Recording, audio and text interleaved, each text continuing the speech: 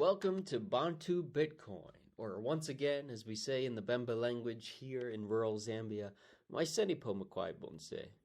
My name is Harrison, and I'm an American living here in Zambia, mostly since 2018, COVID accepted, and I'm learning the local language called Bemba in the work that I do here, independent of Bitcoin. Bantu Bitcoin is a Bitcoin-only education podcast and network, which we hope to grow in many different local language RSS feeds. Today, we are pleased to welcome you back to this new show. I want to thank Anita Posch for her partnership and leadership with Bitcoin for Fairness in hosting this podcast, Bantu Bitcoin, and others at btcpodcasting.com. Bitcoin for Fairness created this podcasting platform free for people like myself who are helping to educate people about Bitcoin on the ground here throughout Africa in as many local languages as possible via the medium of podcast. If you speak a Bantu language, or any language other than English for that matter, we invite you to join us in this mission of translating accessible Bitcoin education content. And speaking of podcasting, I want to apologize. It's been way too long since my first and last episode. I intend to get into a much shorter time frame for new shows moving forward. There can be quite a lot that goes into the production of a podcast, as you may know. In fact, if you have expertise or personal recommendations as to the production side of podcasting, I'm looking to outsource some of this work. My DMs are open. Please email me at bantubitcoin@protonmail.com or find the show on Twitter at bantubitcoin. Myself personally, it's Satoshi Nakamoto. That first S is the number 5. I should say, however, that as I do live in perhaps one of the most remote places in the world here without running water and electrical grid, my internet access is also intermittent. But I always try to respond as soon as I can, and I really do very much appreciate your messages and your patience. Thank you. Here's a bit of an update about what's happening here in this village of northern Zambia these days in April 2023. Rainy season is coming to a close. We love rainy season. The farms and the crops need it. And fortunately, there's been a lot of rainwater to collect. Unfortunately, however, the rain has been so very strong that it in fact has burst a dam 3 days ago, and one of the community's primary arteries carrying water for drinking and to farms for irrigation has been blown out. Local government is evaluating the situation, but it could take days to hear back from them, frankly. And in the meantime, this community is facing the abrupt loss of one of these canals and water access.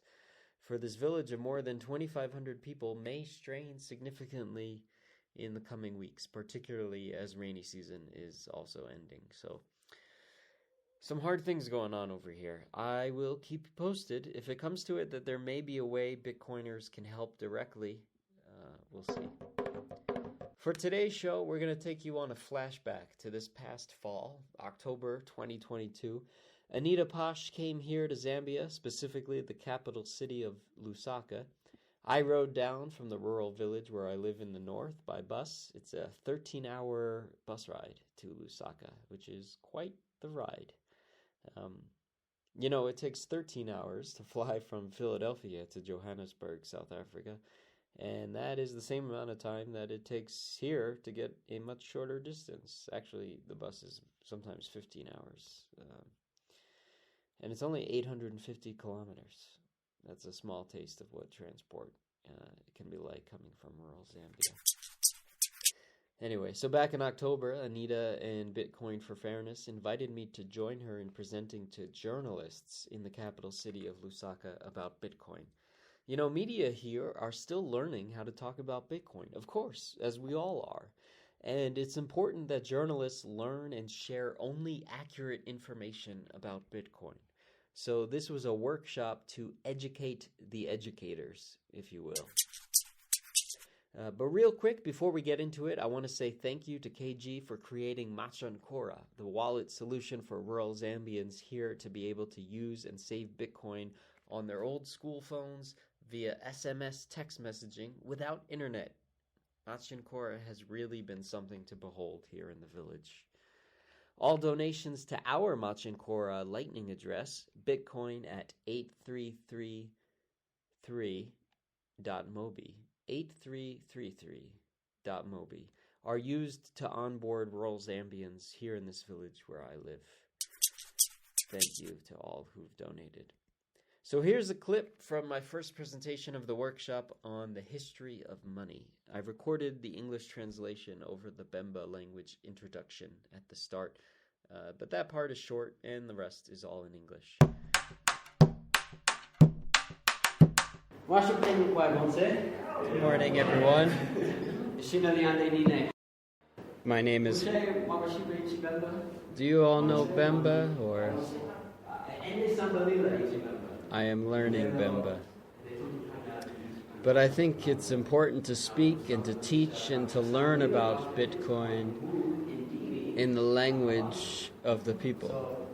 I think it's important to talk about Bitcoin in the language of people. I am learning Bemba.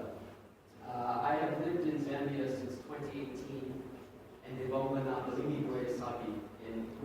I work with small-scale fish farmers. And I've also been interested and involved in Bitcoin since 2014. I am happy to be here with you today because Bitcoin is important. I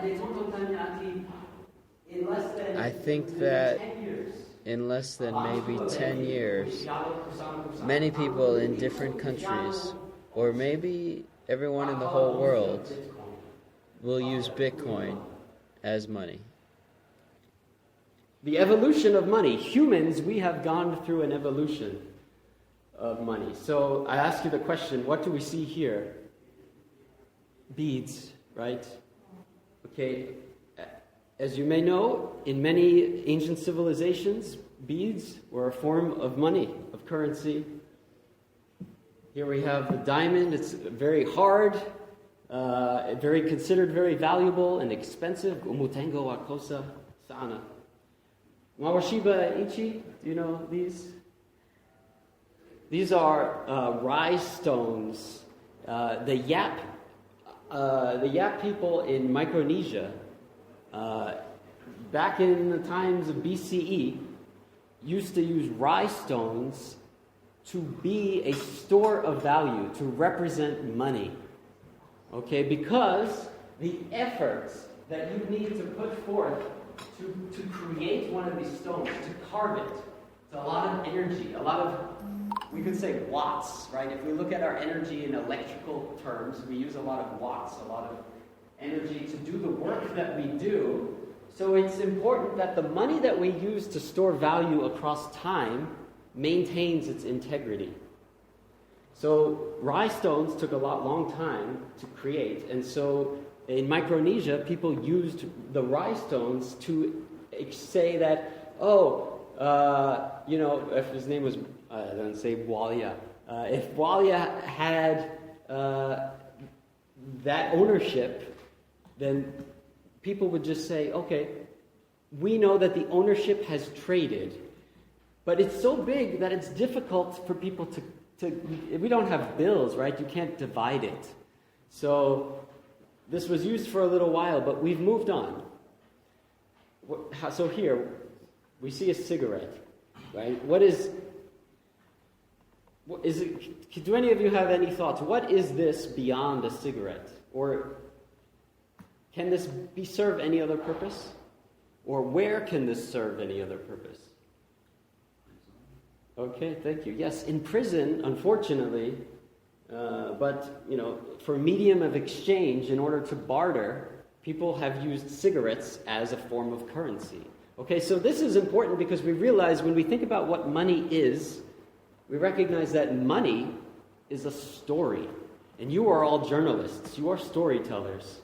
But money is a collective story that humans tell each other so that we can transact with each other. Okay, water. Is water important? Of course it is. Natemwa kunwa menshi sana. It's the best. Is water valuable? If water is valuable and important, then why are diamonds more expensive than water? In the future, unfortunately, climate change might keep increasing. Water is going to become very important, and it may become scarce. And it might become expensive, unfortunately. But this is just something to think about when we think about how do we look at what is important to us as humans as we talk about the history of money. So why do we have money? In part for convenience, okay? If you do a job, would you rather be paid in 5 fish and then you have to trade it with someone else? Or kwacha, right? So money allows us to barter. If you want to trade an apple for an orange, it could be difficult. Well, apples and oranges are very similar, so usually. And maybe if you were trading a goat for 8 chickens, or a house for how many cows? How do we measure that, right? So money came about for the purpose because it was difficult to divide goods and trade. Early money, animals, different forms of wheat, pearls, diamonds, beads, as we said, salt. There was wars fought over salt and the rhinestone. Then we moved on to metal, okay, silver and gold, and these were considered difficult to mine, right? A lot of energy goes into mining these, and so they require a lot of work. We could say proof of work for giving value to why metals are valuable. And so historically, gold and silver coins were the best form of money, and I would say they were the best form of money before Bitcoin. And we'll talk about that today. Okay, the characteristics of money. Money might start off as a collectible. You see a shiny bead or a beautiful rock, and you think that's unique, it's special, it has value. And so money starts first as a collectible, and then it becomes a store of value. Once people think, oh, that is unique and special, I like that. And so people begin to think about trade in terms of savings in a store of value. And then money moves into becoming a medium of exchange. After we have established that it holds its value, the third step in the process is that people begin to trade it and use it. And then the next step is a unit of account, to measure your thinking in that new form of hard currency. Okay, so you could say that with Bitcoin, some people see Bitcoin as a store of value over the long term. In the medium of exchange realm, people are trading with Bitcoin. Over time, we will see these things change a bit. And a unit of account. Right now, people do not think, oh, this water bottle, it costs 50 satoshis or 25,000 satoshis. We're not thinking like that now.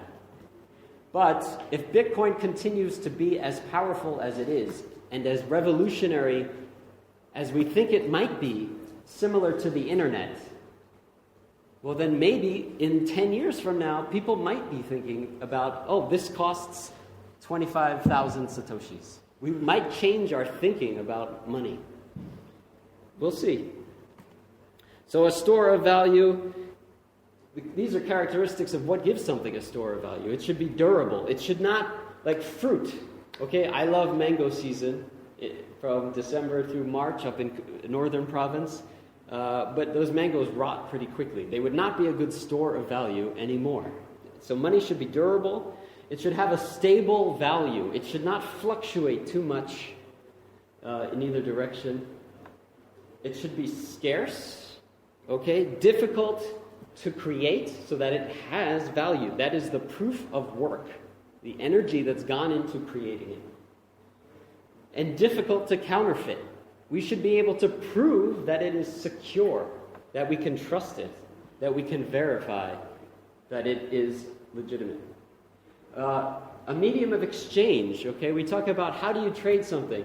Liquidity is the term for being able to trade back and forth. If there's a very liquid market, it means that people who say, I want to sell a stock, and the other person says, I want to buy that stock, right? And it trades easily. So liquidity is good. And being able to transport the money is important. right? For a long time, if our money was gold coins, my pocket is going down. That's heavy. Okay, so we want to think about how can we transport this. The characteristics to be a unit of account. Money should be divisible. Okay, so can we divide it into small units of value, right? So we have maybe 100 kwacha bill, and we also have the 50, 25, 2. So fiat currency, dollar bills, kwacha, it serves the purpose of being divisible, but not all of these things. Fungible. Fungible means that each unit of that currency is equal to any other unit of it. They're all valued the same. Sometimes you get a bill from somebody, and it's been folded in here, and it's maybe a little wet. It's still valuable. It's still, maybe 2 kwacha. It's still a good money. And it should be measurable. We should be able to trust that a specific weight or size or design is that we can measure it. We can verify that and count it. Okay, so here's a chart of the traits of money. Bitcoin on the left, you can see, compared to gold and fiat currency. In all of those aspects that we talked about, some others, able to verify it, being able to move it, portable, that it's durable, divisible, scarce, that it has an established history.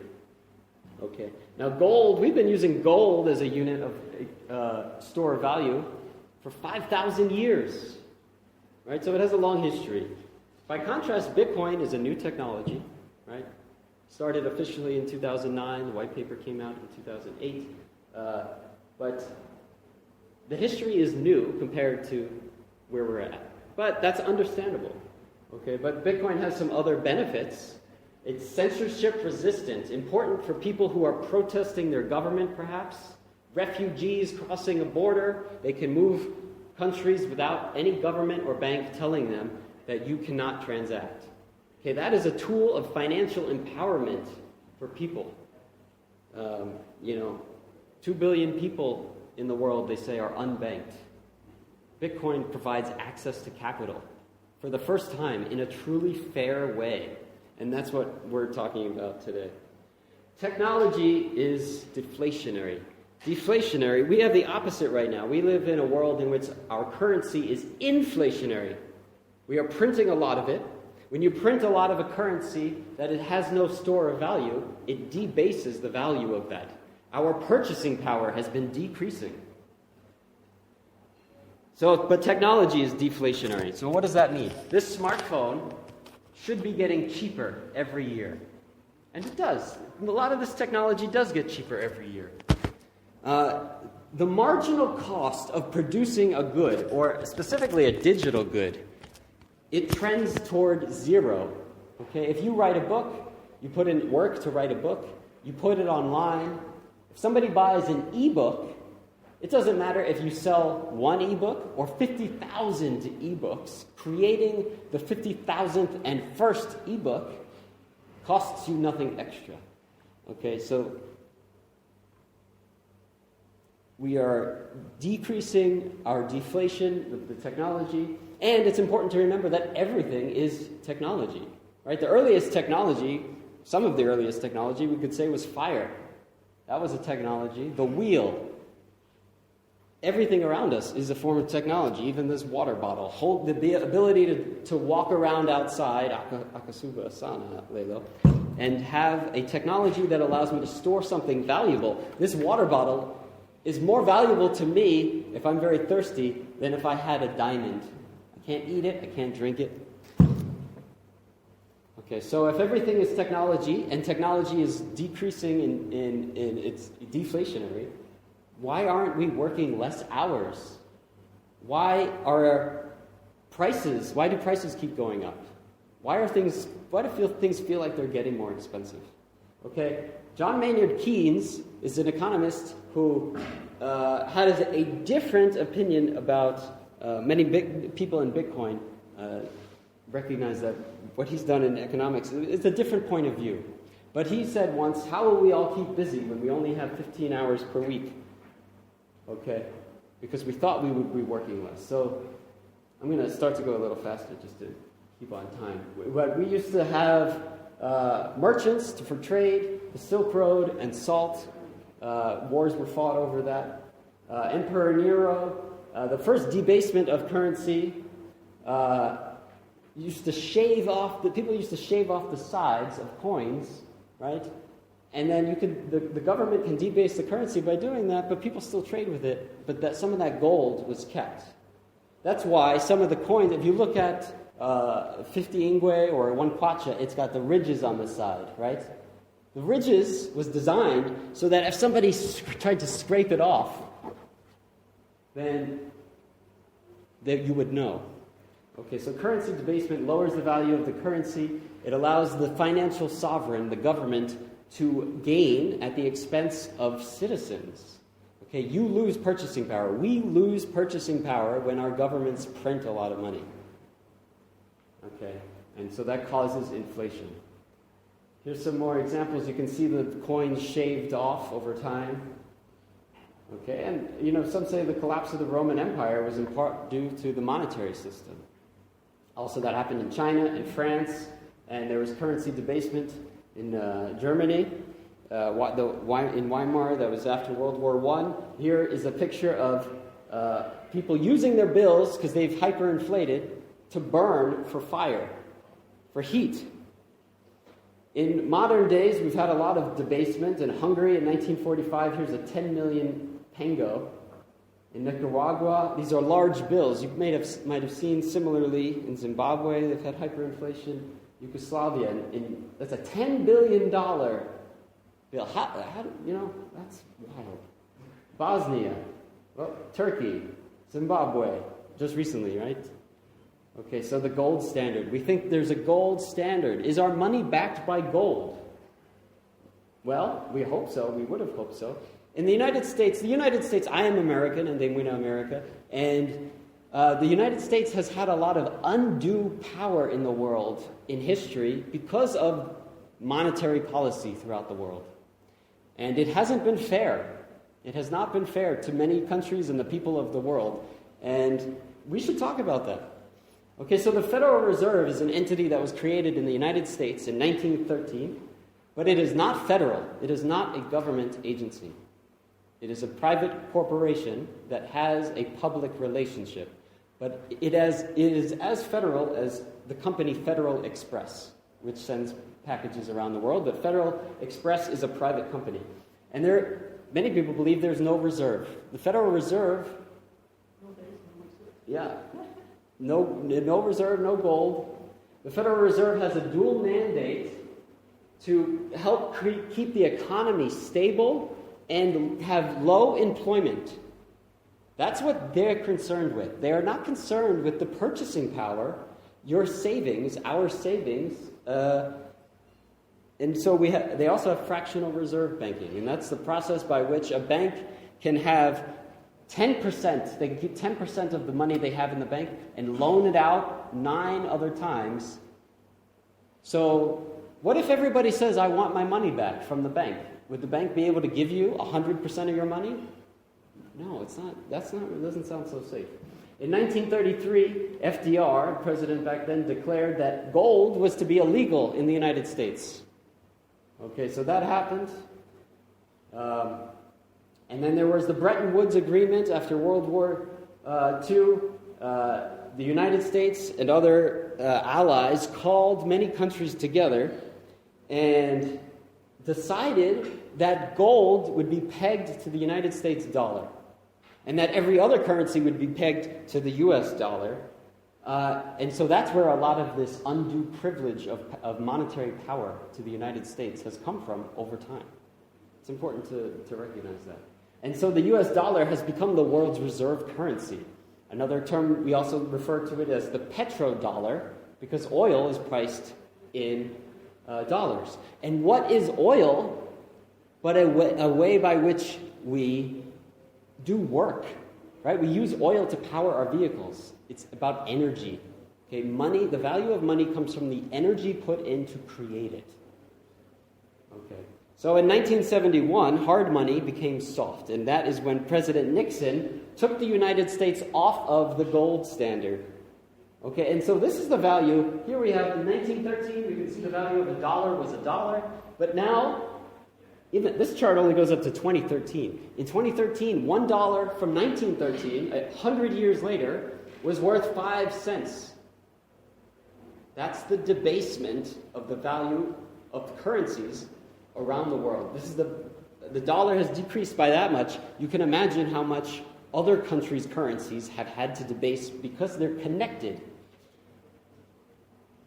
Okay, so fiat currency, this is what we call the bills that we have. And it means by decree, the government says this has value because we say it has value, because they tell us you must use this money to pay taxes.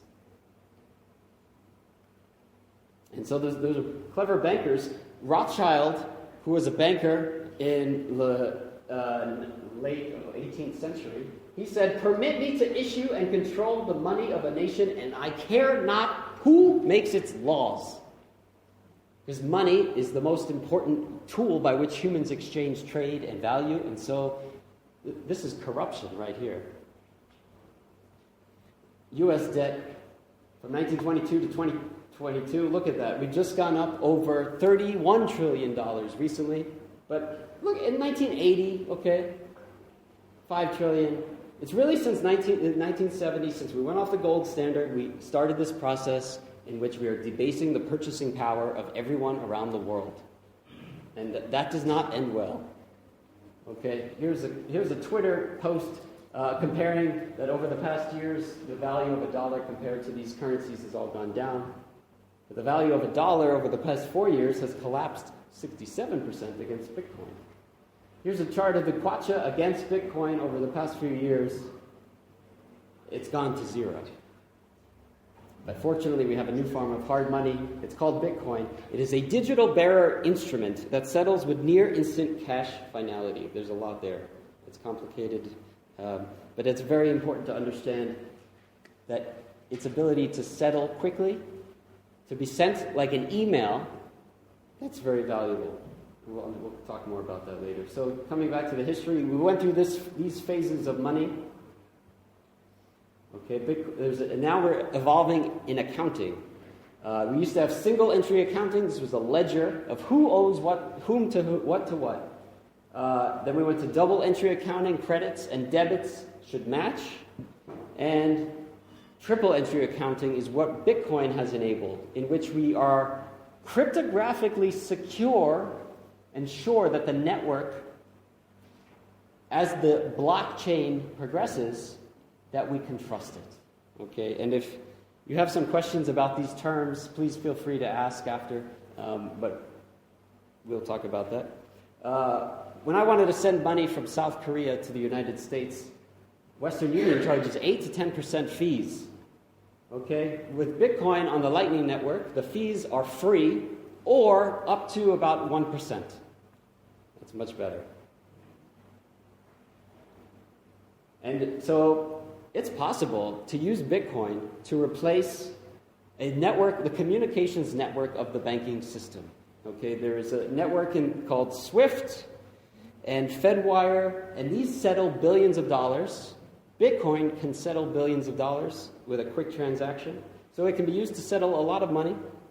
Here in Zambia, there's now a technology also that will allow us to have a Bitcoin wallet on our feature phone. So you don't need to have a smartphone. I live in a very rural area of northern Zambia. People do not have smartphones, but they have feature phones. And just like with MTN Momo, you might dial star 115 hash, right? Well, you could dial this code and you could use a Bitcoin wallet. But I would not necessarily recommend this one as the first choice. There are trade-offs. We'll talk about it. It is a custodial wallet. It's a step in the right direction, but it's not the best. So please hold off on downloading that. For human rights, cash is disappearing. Countries are trying to withdraw cash from their banking system. Okay? So why? Because if they have a digital form of money, they can monitor it. And you might have heard the term CBDCs, central bank digital currencies. In the world of cryptocurrencies and this whole new space of finance on the internet, or the internet of finance, we will see competition about these different aspects. And it's important that we know why Bitcoin is to be trusted and others are not. But we are losing financial privacy. Our purchases, our data tells a lot. I mentioned before about refugees who need to flee borders. You can take your entire net worth if you had your money in Bitcoin, and I would not recommend that. We should only first learn about Bitcoin and be careful about the risks. Okay, we're here to educate today. But it is possible for refugees who are in dire situations, if they needed to, you could trust that you could put your money into Bitcoin and move across nations' borders. And nobody, no government, no corrupt customs official could steal your money or bribe you, force you to give up your Bitcoin. So we've gone from state money, there's been corporate money, and people say that Bitcoin may actually be the people's money. Andreas Antonopoulos is another famous person in this space who's done a lot with education, and he has said that Bitcoin is not going to just bank the 2 billion unbanked people in the world, but rather it's going to unbank all of us. And we'll see, that might happen. And I'll end with that. Thank you for your attention.